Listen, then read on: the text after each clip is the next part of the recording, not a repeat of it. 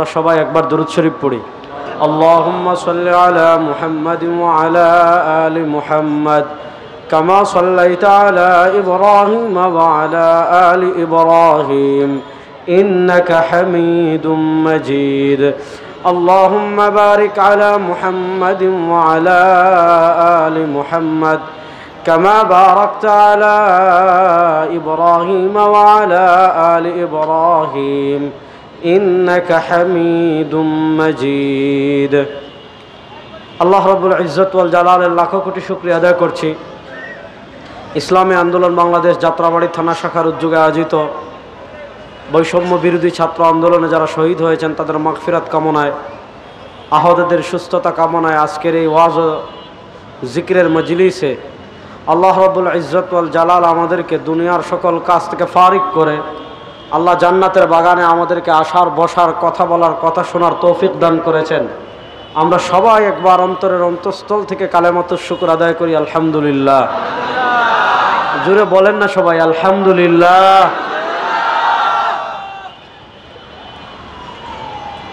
ইসলামের একটা গুরুত্বপূর্ণ বৈশিষ্ট্য হলো আদল।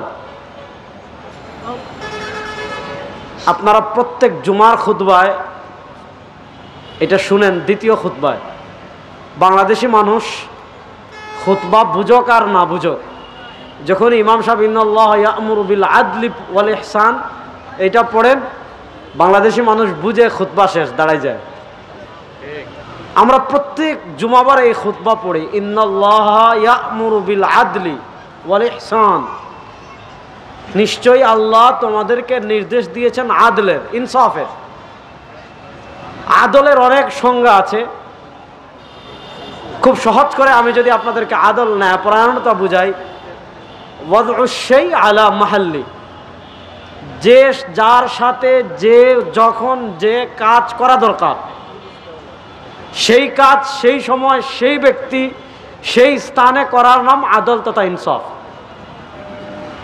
আদলের বিপরীত যদি ন্যায়পরায়ণতার বিপরীত যদি আসেন, তাহলে ওইটার বিপরীত যে জিনিস ওইটাকে আপনি বেইনসাফি বলতে পারেন, বৈষম্য বলতে পারেন, যা কিছু বলতে পারেন।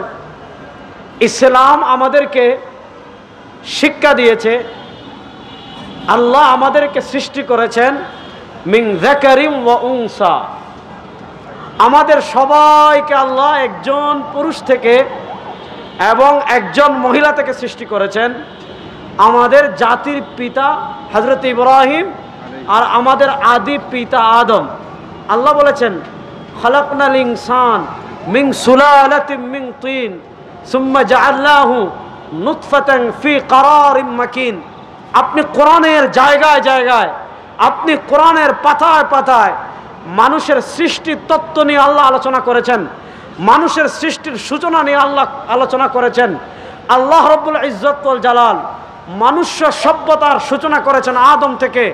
আদম আলাইহিস সালাতু ওয়াস সালাম ছিলেন পৃথিবীর প্রথম পুরুষ। আল্লাহ বলেন আমি আদমকে সৃষ্টি করেছি মিন সুলালাতিন মিন তিন, যাচাই বাছাইকৃত মাটি থেকে। পৃথিবীর প্রথম সৃষ্টি হলেন আদম, পৃথিবীর প্রথম মানুষ হলেন আদম। আদমকে আল্লাহ সৃষ্টি করেছেন মাটি থেকে। আল্লাহ আদমের বাম পাজর থেকে সৃষ্টি করেছেন মা হাওয়াকে। আদমের জেন্ডার ছিল পুরুষ, আর আল্লাহ আদমের বাম পাজরের হাড্ডি থেকে সৃষ্টি করেছেন হাওয়াকে, হাওয়ার জেন্ডার ছিল মহিলা। তো এই মানুষের দুইটা পরিচয়, কিছু মানুষ হবে পুরুষ, কিছু মানুষ হবে মহিলা। এখান থেকে আমাদের মৌলিক দুইটা বিষয় শিখতে হবে, মৌলিক দুইটা আকীদা শিখতে হবে। আমাদের পিতৃপুরুষ ছিলেন আদম। আদমের আগে পৃথিবীতে কোনো মানুষ ছিল না। মানুষ বানর থেকেও আসে নাই, মানুষ পানি থেকেও আসে নাই, মানুষ ফেনা থেকেও আসে নাই। মানুষের আদি পিতা হলেন আদম, মানুষের প্রথম মানুষ হলেন আদম। আল্লাহ তাকে সৃষ্টি করেছেন মাটি থেকে। আদমের আগে পৃথিবীতে কোনো মানুষ ছিল না। আমরা সবাই আদম সন্তান। যারা বিবর্তনবাদে বিশ্বাসী, যারা বিশ্বাস করে না মানুষ আদম থেকে আসে নাই, বানর লাফাইতে লাফাইতে মানুষ হয়ে গিয়েছে, তারা বানরের গোষ্ঠী হতে পারে, ওই বানরের গোষ্ঠীর জায়গায় বাংলাদেশে হবে না ইনশাআল্লাহ। আপনি ভালো করে বুঝেন, বৈষম্য ইসলাম কখনো সাপোর্ট করে না। আল্লাহ বৈষম্যের খণ্ডন করে কোরআনে বলেন ওয়াজআলনাকুম শুউবান ওয়া কাবাইলা লিতাআরাফু। নবী করিম সাল্লাল্লাহু আলাইহি ওয়াসাল্লাম হাদিসে বলেছেন, লা ফাযলা লিআরাবিয়্যিন আলা আজামিয়্যিন ওয়ালা আজামিয়্যিন আলা আরাবিয়্যিন। ইসলাম কতটা ন্যায় শিখিয়েছে, ইসলাম কতটা ইনসাফ শিখিয়েছে। আল্লাহ বলেন, তুমি শেখ পরিবারের হলে বাংলাদেশে তোমার আলাদা সম্মান থাকবে, ইসলামে এগুলো নেই। ইসলামে সকল দানদামি চলে না। ইসলাম বলে ওয়াজআলনাকুম শুউবান ওয়া কাবাইলা লিতাআরাফু। তোমরা কেউ হবে বাংলাদেশের, কেউ হবে ভারতের, কেউ হবে পাকিস্তানের, কেউ হবে আফগানিস্তানের, কেউ হবে তুর্কিস্তানের, কেউ হবে তুরস্কের, কেউ হবে আরবের। আপনারা যে যে জায়গার হন না কেন, কার বাড়ি কোন জায়গায়, কে কোন বংশে, ইসলামে এগুলো নট এলাও। ইসলামে এগুলোর কোনো মর্যাদা। নবী করিম ইসলাম শিখিয়েছেন, মুসনাদে আহমদে হাদিস এসেছে, লা ফাযলা লিআরাবিয়্যিন আলা আজামিয়্যিন। আপনার বাড়ি আরবিতে, আপনি এজন্য বাংলাদেশ থেকে শিষ্য হয়ে যাবেন। আপনার বাড়ি গোপালগঞ্জে, এজন্য আপনি আওয়ামী লীগ ক্ষমতায় বলে স্পেশাল পাওয়ার দেখাইবেন। ইসলামে এগুলো নাই। আমাদের বাংলাদেশে কতটুকু বৈষম্য ছিল আপনি চিন্তা করেন। কেউ যদি গোপালগঞ্জে বাড়ি হয়, সে মনে করতো যে বাংলাদেশ তার। তার বাপের, তার বোনের জামাই, মানে তার দুলাভাইয়ের বন্ধুর খাতির একজন যদি আওয়ামী লীগের লিডার হয়, হের পাওয়ারে তার দুলাভাইয়ের ভাইয়ের চামচারা পাওয়ার বেড়ে যেত, সে তার রাজনৈতিক অভিভাবক হয়ে যেত। আজকে তোমাদের রাজনৈতিক অভিভাবকেরা কোথায়? সবাই পলাইছে, সবাই পলাইছে। তো আমি আপনাদেরকে যে জিনিসটা বুঝাতে চাচ্ছি, ইসলাম আমাদেরকে শিখিয়েছে, লা ফাযলা লিআরাবিয়্যিন আলা আজামিয়্যিন। আরবের কোনো বৈশিষ্ট্য নাই আজমের উপর, আজমের কোনো বৈশিষ্ট্য নাই আরবের উপর। ইসলাম বলে, যার অন্তরে আল্লাহর ভয় যত বেশি থাকবে, যার অন্তরে সরওয়ারে দু আলমের ইশক মুহাব্বত যত বেশি থাকবে, আল্লাহর কাছে তার তত দাম হবে, আল্লাহর কাছে তার তত দাম। বলেই নবী করিম সাল্লাল্লাহু আলাইহি ওয়াসাল্লামের দরবারে নিগ্র কালো সাহাবী ছিলেন হযরতে বেলাল হাবশী। আমরা তো আজকে কেউ যদি অমুক গোত্রের হয় তাকে দেখতে পারি না, কেউ যদি রিক্সা চালক হয় তাকে আমরা খাটো করে দেখি, অথচ বেলাল ছিলেন গোলাম, বেলাল ছিলেন কালো। নবী করিম সাল্লাল্লাহু আলাইহি ওয়াসাল্লাম মেরাজ থেকে এসে বলেন, ও বেলাল, ইন্নী সামি'তু কারানি আলিকা ফিল জান্নাহ। ও বেলাল, তুমি যখন মসজিদে নববী, তুমি যখন আযান দেওয়ার জন্য জমিনে হাঁটতে, তুমি যখন রাত্রে জমিনে হাঁটতে, তোমার পায়ের খটখট আওয়াজ আমি জান্নাতে শুনেছি। এটার নাম ইসলাম, এটার নাম। আর ইসলামের বিপরীত দেখেন, ইসলামের বিপরীত পৃথিবীতে যত তন্ত্র আছে, ইসলামের বিপরীত পৃথিবীতে যত মন্ত্র আছে, ইসলামের আগের তন্ত্র মন্ত্রের কথা বলেন, আপনি বর্তমান ইহুদিবাদের কথা বলেন, খ্রিস্টবাদের কথা বলেন, হিন্দুত্ববাদের কথা বলেন, ডেমোক্রেসির কথা বলেন, সেকুলারিজমের কথা বলেন, পৃথিবীর কোন তন্ত্র মন্ত্র দ্বারা দুনিয়ার মানুষ বৈষম্য দূর করতে পারে নাই। প্রকৃত বৈষম্য দুনিয়াতে দূর করেছে একমাত্র ইসলাম। ইসলাম ছাড়া আর কোনো কিছু দিয়ে বৈষম্য দূর করা যায়? এবার আসেন আমি কিছু কথা বলে সামনে আগাবো, সংক্ষিপ্ত ভূমিকা দিয়ে আমার মূল বিষয়ে চলে যাব। বাংলাদেশে আপনারা জানেন, জুলাই এবং আগস্ট মাসে বাংলাদেশে বৈষম্য বিরোধী আন্দোলন হয়েছে। তারপর এটা পর্যায়ে পর্যায়ে এক পর্যায়ে এটা এক দফা এসেছে।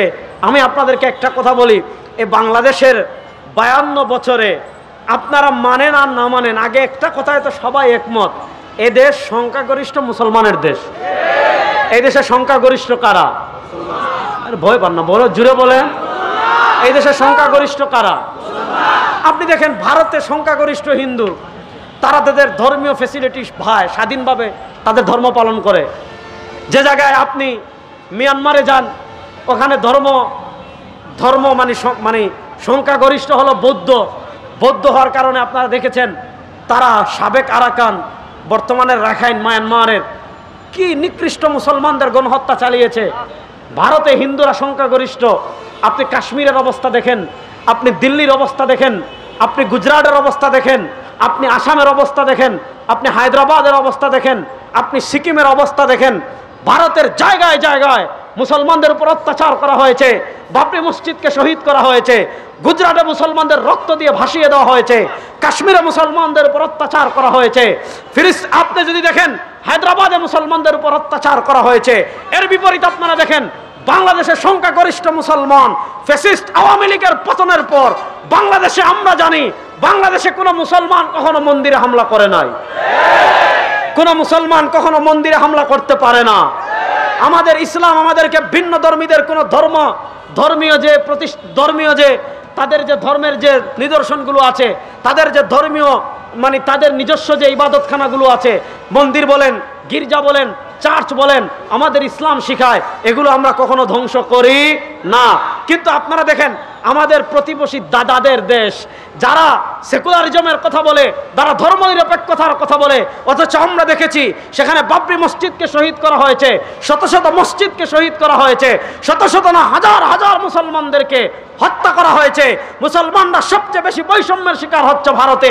এর বিপরীত দেখেন, আমরা জানি আওয়ামী লীগ ফ্যাসিস্ট পতনের পর এই আওয়ামী লীগরা হিন্দু লীগের বেশে বাংলাদেশে এসে আমাদের স্বাধীনতা সার্বভৌমত্ব নষ্ট করতে পারে, এজন্য মুসলমান তো হামলা করতে পারে না, আওয়ামী লীগ আপনার সাম্প্রদায়িক দাঙ্গা লাগাতে পারে, এই আশঙ্কায় আমরাই মন্দির পাহারা দিয়েছি। হ্যাঁ, কিছু কিছু জায়গায় হিন্দুদের উপর আক্রমণ হয়েছে, এটা হিন্দু হওয়ার কারণে না, বরং ওই হিন্দুরা ছিল আওয়ামী লীগের দালালের জন্য। আপনি হিন্দু হলে আওয়ামী লীগ করবেন, আওয়ামী লীগের দালালি করবেন, তাহলে আপনাকে শাস্তি ভোগ করতে হবে না? অবশ্যই করতে হবে। মুসলমান তো করবেই, যারাই বাংলাদেশে ফ্যাসিস্ট আওয়ামী লীগের দালালি করেছে এই দেশে তাদের বিচার হবেই হবে ইনশাআল্লাহ। তাহলে আপনি পৃথিবীর সব জায়গায় দেখেন, আমি যে জিনিসটা আপনাদেরকে বুঝাচ্ছি, যেই দেশে যেই ধর্মের মানুষ সংখ্যাগরিষ্ঠ, ওই দেশে ওই ধর্মের মানুষ তারা তাদের ধর্মীয় স্বাধীনতা পায়। কিন্তু এর বিপরীত বাংলাদেশ দেখেন, স্বাধীনতার 52 বছরে বাংলাদেশের সবচেয়ে বেশি বৈষম্যের শিকার যারা হয়েছে এরা হলো মুসলমান। ঠিক না ঠিক? বাংলাদেশে সবচেয়ে বেশি বৈষম্যের শিকার হয়েছে কারা? আপনি দেখেন, ইসলামের একটা গুরুত্বপূর্ণ শিআর হলো দাড়ি রাখা ওয়াজিব। নবী করিম সাল্লাল্লাহু আলাইহি ওয়াসাল্লাম বলেছেন, কাসসুশ শারিব ওয়াফুল লুহা ওয়া খালিফুল ইয়াহুদ, তোমরা মুছকে খাটো করো, দাড়িকে লম্বা করো, ইহুদিদের বিরোধিতা করো। 4 মাযহাব অনুযায়ী এক মুষ্টি দাড়ি রাখা ওয়াজিব। সাহাবা একরামের আমল দ্বারা প্রমাণিত। যেহেতু দাড়ির প্রামাণিকতা নিয়ে আমি আলোচনা করব না, এজন্য আমি সংক্ষিপ্তভাবে আলোচনা করে এগিয়ে যাচ্ছি। ইসলামে এক মুষ্টি দাড়ি রাখা প্রত্যেক মুসলমান ফরজের জন্য ওয়াজিব। কেউ যদি এক মুষ্টি দাড়ি কেটে ফেলে, ওয়াজিব তরক করার গুনাহ তার আমলনামায় লেখা হতে থাকবে। এবার বলেন, আমাদের দেশে এমন বৈষম্য আছে কি না যে দাড়ি রাখার কারণে পুলিশের চাকরি হয় নাই? আছে না নাই? দাড়ি রাখার কারণে বিভিন্ন প্রতিষ্ঠানে চাকরি হয় নাই? আছে না নাই? বৈষম্য বিরোধী আন্দোলন শুধু আওয়ামী লীগের বিরুদ্ধে হয় নয়, ইসলামের বিরুদ্ধে যারা বৈষম্যের ষড়যন্ত্র করেছেন আপনারা সতর্ক হয়ে যান। ইসলামের বিরুদ্ধে যারা ষড়যন্ত্র করবে, শেখ হাসিনার মতো ভারতেও জায়গা পাবেন না, বাংলাদেশ থেকে পালিয়ে যেতে হবে আপনাদেরকে, এই দেশে জায়গা পাবেন ইনশাআল্লাহ। কথা ভালো করে বুঝেন, আমাদের দেশে অনেক পুলিশ সদস্য আছে দাড়ি রাখলে মনে করে এরা জঙ্গি। আছে না নাই? এই দেশকে আপনার বাবার, এই দেশকে আপনার দাদার। দাড়ি আমাদের ধর্মীয় অধিকার, শুধু অধিকার না, ধর্মীয় অকাট্য বিধান। এই অকাট্য বিধানে বাংলাদেশে আর যদি কেউ হাত তুলতে চায়, পিঠের চামড়া থাকবে না ইনশাআল্লাহ। সব ধরনের বৈষম্য এই দেশ থেকে দূর করতে হবে ইনশাআল্লাহ। দেখেন, ইসলাম ধর্মের একটা গুরুত্বপূর্ণ বিধান মহিলাদের জন্য হিজাব। হিজাব করা প্রত্যেক মুসলমান প্রাপ্তবয়স্ক মহিলার জন্য ফরজে আইন। কোরআনের কত আয়াত আছে, কত দলিল আছে, সেদিকে আমি যাচ্ছি না। আছে না নাই? এটা নিয়ে আমার 2 পর্বের আলোচনা আছে, আপনারা শুনে নেবেন। এটা নিয়ে আমার 2টা পর্বের আলোচনা আছে, আপনারা শুনে নেবেন। সেখানে আমি পর্দা, চেহারা কেন ঢেকে রাখতে হবে, চেহারা ঢেকে রাখা যে ফরজ, কোরআন এবং হাদিসের অকাট্য দলিল সেখানে দেখিয়েছি। দেখেন, আজকে আমি যে কথা বলেছিলাম, স্বাধীন বাংলাদেশের সবচেয়ে বেশি বৈষম্যের শিকার মুসলমানরা। আপনি দেখেন, আমার অনেক বোন আছে যারা হিজাব পরিধান করে। হিজাব পরিধান করার কারণে বিভিন্ন ভার্সিটিতে তাদেরকে লাঞ্ছিত করা হয়েছে, বিভিন্ন ভার্সিটিতে তাদেরকে ভর্তি করা হয় নাই, বিভিন্ন ভার্সিটিতে হিজাব নিয়ে কটূক্তি করা হয়েছে। এরকম প্রমাণ বাংলাদেশে আছে না নাই? যারা কটূক্তি করেছিলেন, যে মহাশয় বলেছিলেন হিজাব পড়লে ভার্সিটিতে আসার দরকার নাই, বাড়িতে থাকো, আপনারা কোন ইন্দুরের গর্তে পলায়ন করেছেন? একটু বের হয়ে আসেন, বাংলাদেশের মানুষ আপনাদেরকে আপ্যায়ন করার জন্য প্রস্তুত হয়ে আছে। কোথায় পলাইছেন? আসেন। আমরা পরিষ্কার ভাষায় বলতে চাই, বাংলাদেশের সব ধর্মের লোকেরা থাকবে, বাংলাদেশের সব ধর্মের লোকেরা তাদের ধর্ম পালন করবে, আমাদের আপত্তি নাই। আমাদের কোনো আপত্তি আছে? আপনারা বাংলাদেশের ইতিহাসে দেখতে পারবেন হিন্দুরা দুর্গা পূজা পালন করছে আর মুসলমানরা বাধা দিয়েছে, এমন কোনো উদাহরণ কেউ দেখাতে পারবে? ইসলাম বলে লাকুম দীনুকুম ওয়ালিয়া দিন। আমরা তাদেরকে ইসলামের দাওয়াত দিব, যদি ইসলাম গ্রহণ করে আলহামদুলিল্লাহ, আর ইসলাম যদি গ্রহণ না করে তারা তাদের ধর্ম নিয়ে থাকবে, আমরা আমাদের ধর্ম নিয়ে থাকব। ইসলামের প্রশ্নে আমরা এক চুলও কাউকে ছাড় দেব না। ভালো করে বুঝেন, হিন্দুরা তাদের ধর্ম পালন করবে, তাদের অধিকার। বৌদ্ধরা তাদের ধর্ম পালন করবে, তাদের অধিকার। ইহুদিরা তাদের ধর্ম পালন করবে, তাদের অধিকার। খ্রিস্টানরা তাদের ধর্ম পালন করবে, তাদের অধিকার। মুসলমানরা তাদের ধর্ম পালন করবে, তাদের অধিকার। হিজাবের বিরুদ্ধে কোন জিহ্বা যদি আর বাংলাদেশে কথা বলে, এই দেশের মুসলমান সেই জিহ্বা ছিঁড়ে ফেলবে ইনশাআল্লাহ, ইনশাআল্লাহ।